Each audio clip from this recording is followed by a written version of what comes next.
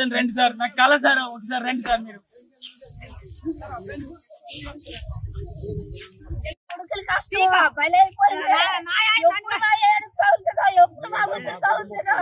నా ఇల్లు తీస్తారు,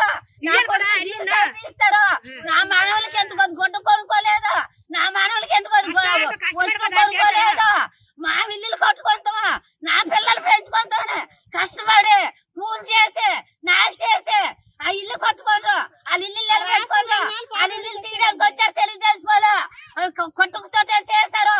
వీళ్ళందరూ నాయకులట మా ఇల్లు తీయడానికి మేము ఏడు చేసామా, వాళ్ళ పిల్లలు అన్నావా, వాళ్ళ అమ్మలు అన్నావా, వాళ్ళగాని అన్నావా? అన్యాయమా దురన్యాయం చేసేసారు, దుఃఖంతో చేస్తారు. మమ్మల్ని తీసిన కొన్నాళ్ళకి వాళ్ళని తీసేస్తారు.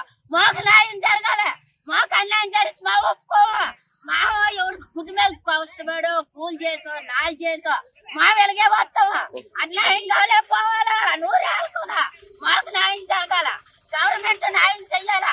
చంద్రబాబు నాయుడు గెలిచి 3 రోజులు అవ్వలేదు, మా ఇల్లు తీసేశారు, అక్కడి నుంచి ఆర్డర్ తెచ్చామన్నారు, అన్యాయంకి నెట్టుకోండ్రు. అయితే ఊర్లకే తీసేస్తాన్రా, దేశాలకే తీసేస్తాన్రా.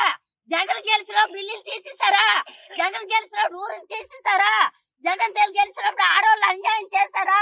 ఎందుకు ఈ ప్రభుత్వం వచ్చి మమ్మల్ని తీసేయడానికి?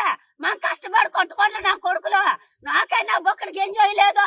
ఆ ఇల్లు పెంచాలమ్మా, పెద్ద చేసుకుంటావా, మా పిల్లలు పెంచుకుంటామని ఒకటి గుడ్డు మీదకి వెళ్ళి కూలి చేసి బతుకుతాను. నా కొడుకులు అన్యాయం చేశారు, నా ఇల్లు ఇప్పుడు తీసినాడు, కానీ ఇల్లు ఇప్పుడు తీస్తారు.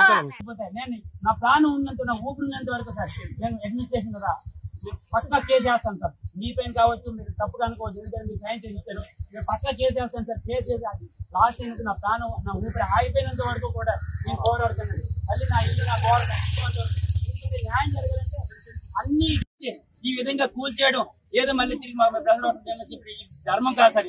కనీసం కొంచెం మీరు కూడా పై అధికారులకు, మీ పై అధికారులకు రిపోర్ట్ చేసి సార్ వాళ్ళ వైపు కూడా న్యాయం ఉంది, వేరే వైపు కూడా ఎంకరేజ్మెంట్ జరిగే అవి తీయలేదు, అవి కూడా తీయాలి కదా. ఈ రెండు సక్రమంగా జరగాలి కదా, ఒకసారి పని జరగాలి కదా, లేదంటే ఇద్దరు కూర్చోబెట్టి మాట్లాడాలి కదా అని చెప్పి బాధ్యత మీకు సార్. కానీ మీరు ఆ పని చేయకుండా ఈ పని పొలిటికల్ సపోర్ట్ గా చేశారు, ఎలా చేశారు నాకు తెలియదు.